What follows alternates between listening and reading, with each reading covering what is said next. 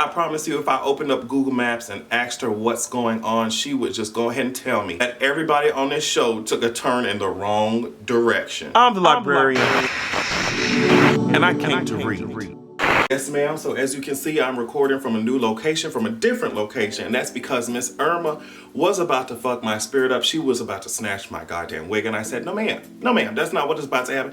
I zoom my ass right onto Justin's house. I am very happy that I will be able to experience less wind and rain. Hopefully my apartment will still be there when I get back. Yes, I'm always happy to be in Atlanta with Justin ass. And you know, as usual, when I come up here, we are planning for an episode of For the Culture podcast to be released. So that is what's about to happen on Tuesday. I hope that your wigs are secure. Make sure you visit fortheculturepodcast.com and get your goddamn life on Tuesday. Okay, sis? And also, I love being here because Justin can cook. And I just had me some sickening ass salmon. I did not offer to help him in the kitchen because I don't want to burn it down. So we get a really interesting scene to start everything off with Issa walking around her town, Inglewood, I think that's what you call it. And she's walking by all these shops and she's like, girl, these used to be family-owned type of teas. These used to be black-ass businesses. And here comes Miss Becky Sue up here talking about, hey, girl, you want to come in for coffee? And Issa's like, girl, that shit wasn't out here before. What's the tea? The girl's like, I don't know what's going on, but you can come in for coffee. You want some coffee? We're opening shit up in 30 days. And I was like, okay, gentrification type of teas. I did not know how important that shit was going to be. Like, the theme was going to be in this episode, but it's definitely important in this society, bitch, and I'm glad that we're having conversations about it. So what this season finale did, which I thought was really interesting and really well done, was split up the story in 3 groups. We had 30 days with Lawrence, we had 30 days with Molly, and then we had 30 days with Issa, and we just saw different things happening. And by the time we got to Issa, we figured out, okay, this is why X, Y, and Z happened in the first, 2 segments. So the first storyline we got was Lawrence, and I'm glad they put that shit in the beginning because I am not interested in Lawrence's storyline. I mean, you can say what you want to say. I'm not interested in Lawrence's storyline. I'm interested in his fat ass, and I'm interested in that stroke game, okay? I'm also interested in those lips and that body, okay? But other than that, sis, I'm not really here for it. I saw your ass over here flirting with Aparna and shit. Is that her name? Yes, Aparna. I saw you flirting with Aparna. Y'all over here making out, in the bathroom on your lunch breaks and shit like that. You hoes were out here, instead of attaching the Excel sheets that your boss wanted, you were over here sending each other lovey-dovey notes, at work. And it's cool, do what you have to do, sis, but I was not interested in seeing Lawrence's ass. But I'm interested in seeing that ass, though. Eventually, we get to see that Lawrence's ass is jealous, girl.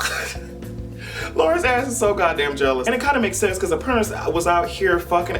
Girl, is she messing around with everybody at work? I mean, do you, sis, but goddamn. I don't know if I should really be talking shit because I'm not sure if I can turn down dick. I'm not sure if that's something that's within my capabilities. But, Lawrence finds out that Aparna ass is out here messing with her ex and giggling. Kiki, he's so funny. They buddy and shit. And Lawrence is kind of mad about this shit because, we have something going on. It seems like you still invest in that shit. And Aparna is really trying to tell him, like, girl, no, I'm okay. Like, that was the past, he was my ex, and that's done. But Lawrence kind of still is not having that shit, okay? They were driving in a car, and she, yet again, giggling and kikiing and shit, and Lawrence like, girls, what's so funny, okay? I don't see none of these clowns rocking around here like it. I don't see nobody comedian out here, sweetheart. I was about to say Kevin Hart, but, you have to actually tell jokes and be funny in order to be a comedian. I don't see anybody's comedian out here. There's no reason why any of this shit should be funny to you, girl. You're laughing at your phone, sis. You about to be alone, sis, okay? And Aparna's like, girl, get me out this motherfucking car. Pull this motherfucker over. Pull this shit over, Lawrence, and get me out this motherfucking car. And you know what? Lawrence was like, no, girl, stay. Then Issa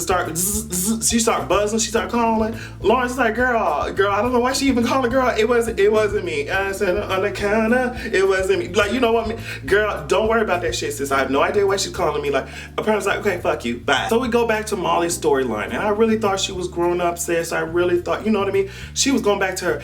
Well, let me start from the beginning. So Molly has her job interview shit, and it goes well. It really seems like she knows what she's talking about. I'm getting my whole life where she has the answers. Like, girl, she's telling you exactly how she handled her past clients, and she knows, like, Molly really knows her shit. And in my past insecure reviews, I kept calling him Mr. TSA, but y'all knew who I was talking about. His name is Quentin. Molly's going on dates kind of with him. Like, I don't know if she knows that these are dates, but like, girl, it ends up being kind of like datey feel to it. He calls her the most beautiful woman in the room and something. And so I kind of got the vibe that Molly didn't know how to process this shit. I got the vibe that it's someone that she feels like she should not be with. And later on in meeting with her therapist, she did confirm that shit to me, just because maybe he's not what society deems as, acceptable when it comes to physical stuff. And it's like, girl, all that shit should not matter to you. It's like, maybe she feels like Maybe her friends will judge her for being with this person. All that shit should not matter. It should just the personality and the fact, does this person care about you? Does this person make you happy? Do y'all match? Are y'all compatible? Like, those are the only things that really should matter. But we all know this is real life. This is society. A lot of times people are defeating themselves when it comes to how they think about these things. And I feel like that's what Molly's doing. Like, girl, if you like the nigga, like, go on a few dates, girl. But girl, you know, afterwards, when you get a drink in your system, sis, things are bound to happen, and things did happen, okay? Molly went up on top of that peen. Molly did what she had to do. I don't know what to tell you girls, but Molly said, girl, I'm gonna take off these clothes, you're gonna take off these clothes, and we're gonna get done. We're gonna make some shit happen. And here is the motherfucking kicker. Molly was brought into the office, girl, at her current job, and these white men sat in front of her motherfucking face talking about, hey sis, girl, we see that you're doing good, girl, and we don't wanna lose you, honey. So you know what, girl, we decided we're gonna give you a cute little gift. And Mom was like, okay, sis, okay, good. You know, what's the gift? Is it a promotion? Is it a raise? Like, girl, she was thinking like, girl, they gave her a participation award, bitch. They gave her an A for effort, bitch. They gave her a gold star, bitch. They gave her a fucking piece of goddamn paper. And a lot of people have that same ideology, like, girl, no, support means support, bitch. If you value my services, if you value what I'm doing, if you value my talent, bitch, pay me. Yet again, it demonstrates, even when they were trying to say how valuable she was, even when they were trying to show that they cared about her being there. In the end, it just showed how much they really don't understand how much she's worth. And it's just becoming more and more apparent. Hoping that the job interview that she had earlier will go well for her so she can ditch these trash ass motherfuckers and keep it moving. Now with the most messy storyline, we get to Issa motherfucking 30 days, and I'm over here shook, bitch. Just from the beginning, Kelly ass was at the front of the race, bitch. Bitch, is she gonna beat the case or did she win the race? Bitch, neither. She got her ass up near the finish line because she had got her period. She was wearing all white Ivy Park, and I'm over here hollering. I love how real this show is. Like, girl, sometimes shit happens, okay? And I mean, I don't know how else to demonstrate the shit to you, but real life happens. I think she ran 9 miles, I think that's what it was. And then she said, girl, I can't do this shit no more. She said it came in like the red wedding. I almost hollered, bitch. Catelyn Stark's neck was being cut across all of her Ivy Park merchandise, and there was nothing that she could do about it, girl. It's biology. And so apparently Tiffany ass is pregnant. I'm not sure if I care. I'm sorry, y'all can be mad at me, but I am not a fan of Tiffany's character, okay? And I think she's even lower than Lawrence. Like, I do appreciate Lawrence. It's just his storyline is so goddamn boring, but I actually don't like Tiffany at all. And as I said, I'm waiting for Derek ass to drop the bombshell or something to come out that Issa Rae brother been fucking around with Derek. And y'all can stay mad at me, bitch, but I see that shit happening in the future, and I'm gonna get my fucking life. I'm gonna get on here and tell you hoes, I told you so. So since the vice principal decided that Latino people aren't a part of his fucking student body, Issa said, you know what, girl, I'm gonna take matters into my own hands, and I'm gonna have different, study groups at my actual place of work on the weekends, since he doesn't want to service these kids. And at first I was like, oh shit, good job, Issa, good job. Like, this shit looks good. Like, it looks really good. But the thing is, she hadn't been putting that shit in the reports. Like, girl, y'all should know in corporate, y'all gotta write down everything, bitch, so you are out the motherfucking line of fire. You know what I mean? You're in corporate, write everything down so that your boss is aware of everything and you won't get dragged. But honestly, I feel like I wouldn't have even thought of that shit. Issa didn't think of that. Her boss was like, girl, we could look at a lawsuit because of all of this shit now. Like, I was like, oh shit, yeah, that could look really fucking shady and shiesty if they're Latino people are over here and, it's kind of segregated. Like, it could be some lawsuits in this bitch. And she just didn't think about the shit. She was just trying to handle the shit in her own fucking way. But it's just like, girl, sometimes you lose. And bitch, Issa has been losing this whole goddamn episode. Frida got promoted. Everybody was happy except that Shawn Mendes built bitch over there. He was a little bit pressed. Sean Cody over there was a little bit angry about that shit. It's like, you just gonna have to deal. So they were over there watching that show, Due North. It was hilarious. I was dying over this parody on Twitter, and I am over here still screaming about that shit. But after they finished watching that shit, they were like, Issa, girl, you need some help, sis? And Issa's like, yeah, I need help wrapping my valuables up. And Molly and Kelly were like, girl, you got valuables, girl, if you don't sit your ass down. And Kelly had dragged Issa like, girl, you ain't got no money.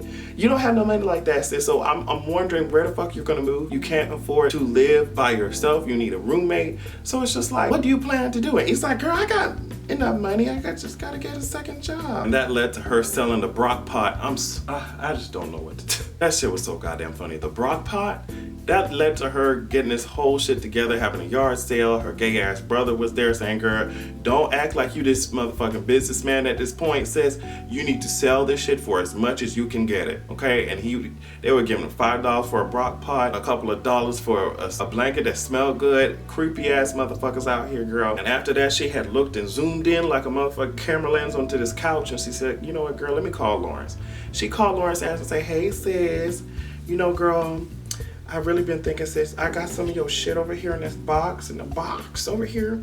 And I just figured, you know, if you want the couch, you can have it, sis. And it's funny because he bought speakers. I think Apprentice was like, you bought speakers before you bought a couch. And now he has okay. The writing is superb as usual. So Issa has decided that she's going to stay with her brother. I was not sure how that was going to work out. And obviously we find out at the end of the episode that it does not fucking work out. So they haven't even moved in yet. They're already fighting in the car. She has to get her shit together and return the key to the landlord and all that shit. She said, girl, I'll only be 10 minutes.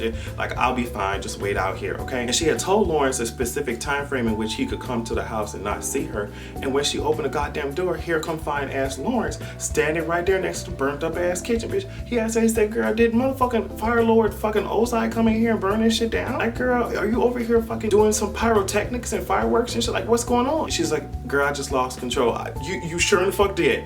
You lost control for the past motherfucking few episodes, and I don't know what to tell you, sis. You know, they chat a little bit about the raising the rent and the fact that white people moving into their shit, gentrification type of tease. Like, bitch, she has been displaced because of this high ass rent. She got to go. After they get that shit done, they both apologize to each other. Lawrence apologizes for not being a better person and not being not only better for her, but better for himself.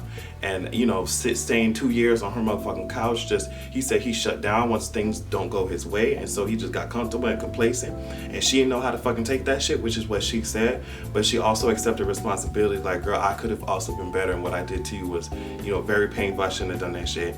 And they apologize, they cry, they hug. You know, it was cute. They both say I love you to each other. Not sure how to feel about that situation because I feel like something is brewing in that, you know, area. I don't know whether it's good or bad because shit has blown up like it did last episode, and I was not prepared for that shit. So, girl. So then Lawrence gets down on his motherfucking knees and proposes. I said, no, wait, bitch. Issa, the actual Issa, the writer, has been very realistic about how she portrays certain situations. This shit don't look right. Lawrence getting on his knees right after this shit, and he proposing, and Issa says yes, and she looks at this couch, and then all of a sudden they getting married.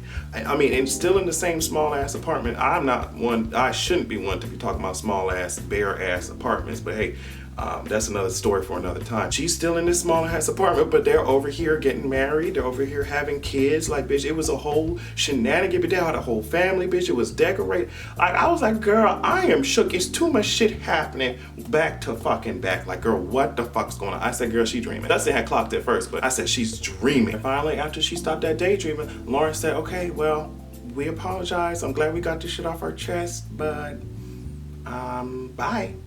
I mean, I'm talking about, he said, okay, all right, I'm leaving now. And it's just like, yeah, you may love somebody, yeah, you may have apologized, but sometimes you just can't be together, girl. But at the end of the episode, he over here is sending friend requests and shit. I was like, I don't know what's happening. They set up everything so well for season 3 because Molly asked, I thought she was going to, you know, continue her growth as this, you know, person that's more self-aware. She's trying on lingerie. I thought that Quentin was gonna come over here and get his motherfucking life, but it was Dro's fine ass. Now let me tell you something, Molly. I know that Dro is fine. I know that Peen is exquisite. I know, I can only imagine, because the way that his gluteus maximus just fucking contracts and shit when he's stroking you, I can understand, like, girl, you just take my credit cards, take my wallet, take my social security, like just as long as I can have that stroke, I can completely understand that, Molly. But girl, you don't, the type of relationship that you want, Dro is not going to be able to give that shit to you. So, and you are known to catch feelings. Please stay away from this nigga. And then we have Issa Rae fucking knocking on the goddamn wooden door, the fucking door to fucking Dragonstone that the Unsullied opened up for Daenerys to walk through. Open that shit up, and here come Daniel fine ass with his white ass teeth and thick ass motherfucking nose and strong ass jaw that I want to sit on, bitch. Issa was like, girl, I'm sleeping on the couch. Girl, that sleeping on the couch will not last long, the amount of sexual energy y'all have between each other. All it would take is a fucking wine bottle, and that's what I'm going to be waiting on, and Danny gonna be stroking the shit out of you like he should be stroking the shit out of me. Okay, I honestly wanted to say, you know, as this is a season finale, I am supremely impressed with this show. Beautifully written, cinematography, music, everything, plot, everything. Beautiful, realistic as hell. It feels like I'm watching some of the niggas, some of the friends that I fucking have, like some of the niggas that I know.